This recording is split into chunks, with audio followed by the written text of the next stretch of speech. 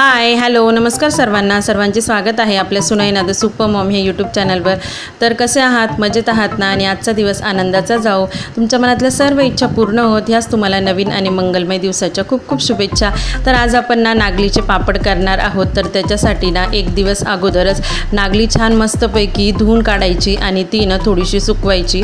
त्याच्यानंतर तिच्यातलं पाणी निथळून गेलं की ती एका कपड्यामध्ये छान बांधून घ्यायची आणि बांधल्यानंतर एक रात्रभर तशीच ती व्यवस्थित सुकवायची। दुसऱ्या दिवशी पण तिला व्यवस्थित सुकू द्यायचं आणि ना ती दाताखाली थोडीशी ना चावून बघायची। जर ती कटकन अशी तिचा तुकडा झाला तर समजायचं की ही नागली जी आहे ती पापड तयार करण्याजोगी झालेली आहे, म्हणजे आपण तिचं पीठ तयार करू शकतो। मग काय करायचं, ते जे पीठ गिरणीमधून दळून आणलं की त्याच्यापासून ना छान मगाशी तुम्ही जसं बघितलं तसं एका छोट्याशा ओढणीच्या कपड्यात किंवा साडीच्या कपड्यामध्ये त्या पिठाला चाळून घ्यायचं। तर हे चाळलेलं पीठ तयार झालेलं आहे आणि आता आपण हे पीठ आहे ना पिठापासून नागलीचे पापड तयार करणार आहोत। तर त्याच्यासाठी मी साहित्य घेतलेले आहे, 2 मोठे चमचे तीळ, 2 चमचे ओवा बारीक करून घेतलेला आहे मिक्सरच्या भांड्यातून, 2 चमचे जिरे ते सुद्धा बारीक करून घेतलेले आहे, पापडखार घेतलेला आहे, खाण्याचा सोडा आणि चवीनुसार मीठ। आता आपण पीठ एका पातेल्याने मोजून घेतलेलं आहे।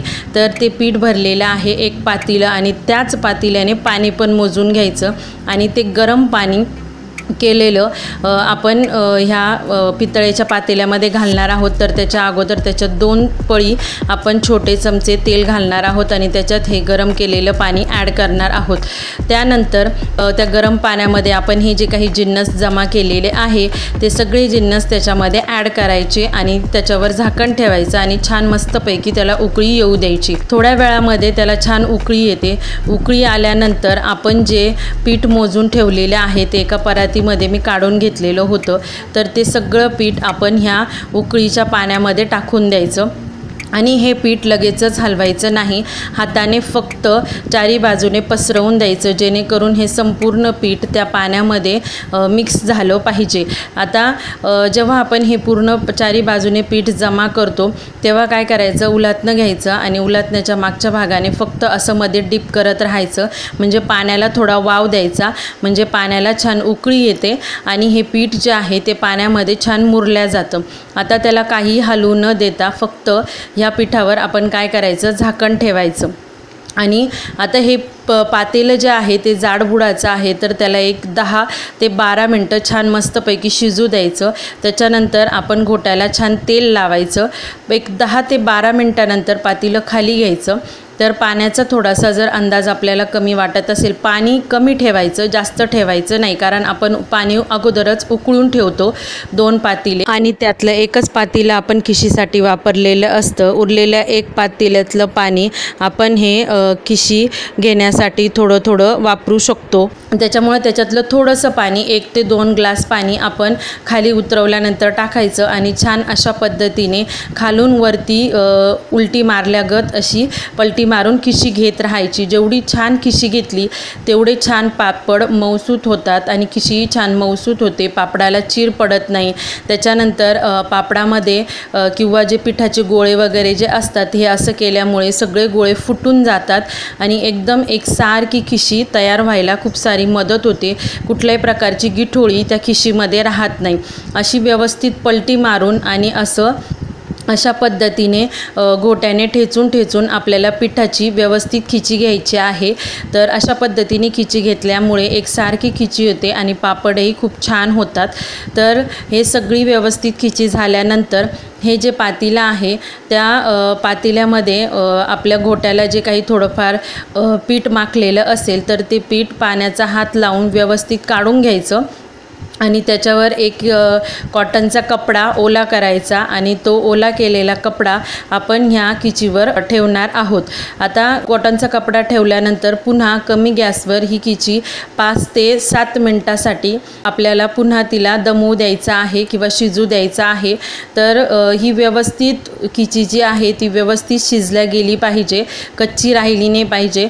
तर 5 ते 7 मिनटानंतर पूर्ण आपण पातेलं इथे उतरून आणणार आहोत आणि त्याचे गरम गरमच आपल्याला गोळे तयार करायचे आहे। आणि नागलीचे पापड खूप पटपट टाकायचे असतात, कारण की जर थंड झाली तर ते पापड व्यवस्थित होत नाही। त्याच्याकरता पटपट आपण पापडाच्या मशीनमध्ये तयार करायचे आणि जास्त जाडही पापड करायचे नाही आणि जास्त पातळही पापड करायचे नाही, असे मीडियम पापड करायचे।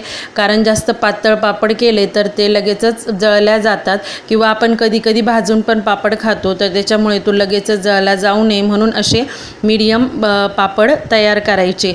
तर आता बघा छान मस्तपैकी एका बाजूला पापड होता पण आहेत आणि दुसऱ्या बाजूला पापड सुकत घालायचं पण काम चाललेलं आहे आणि ऊन बऱ्यापैकी आहे, त्याच्यामुळे पटकन पापड सुकल्या जातात आणि पापडाला कलर सुद्धा बघा किती सुंदर आलेला आहे। एकदम परफेक्ट पापड तयार झालेले आहे। आणि सगळ्यात महत्त्वाचं, नागलीचे पापड करताना खिशी फार महत्त्वाची असते, तर ती खिशी जर व्यवस्थित झाली तर पापड छान मस्तपैकी कुरकुरीत होतात, नाहीतर खिशी जर व्यवस्थित झाली नाही तर ते दाताखाली चिकटले जातात। तर आता आपण बघूया आपले पापड कसे झाले आहेत ते। तर आता मी तुम्हाला दाखवते की हा सुकल्यानंतर पापड कसा तिपटीने फुलतो ते। नागलीचे पापड तळताना त्याचं जे तेल आहे ते व्यवस्थित गरम असं पाहिजे, त्याच्यानंतर छान मस्तपैकी पापड त्याच्यामध्ये टाकायचा आणि बघा किती मस्त छान तिपटीने फुलला गेलेला आहे। आणि आता तुम्हाला दाखवते, पापड फुलला तर आहे पण तो कुरुमकुरुमसुद्धा खूप छान झालेला आहे, एकदम चविष्ट असा एकदम पद्धतशीर नागलीचे पापड तयार झालेले आहे। परफेक्ट प्रमाण आणि परफेक्ट पापड तयार झालेले आहे। तर व्हिडिओ इथेच थांबवते। तुम्हाला व्हिडिओ आवडला की नाही, नागलीचे पापड तयार करण्यासाठी खिची जी घेतली आहे त्याची पद्धत आवडली की नाही ते मला कमेंटमध्ये नक्की सांगा। व्हिडिओ जर आवडला असेल तर व्हिडिओला एक लाईक करा, चॅनलवर नवीन असाल तर चॅनलला सबस्क्राईब करा, म्हणजे असेच छान छान व्लॉग्स किंवा व्हिडिओ तुमच्यासाठी मी आणत असते ते तुम्हाला बघायला मिळतील। पुन्हा भेटू एका नवीन व्हिडिओमध्ये, तोपर्यंत बाय बाय, टेक केअर।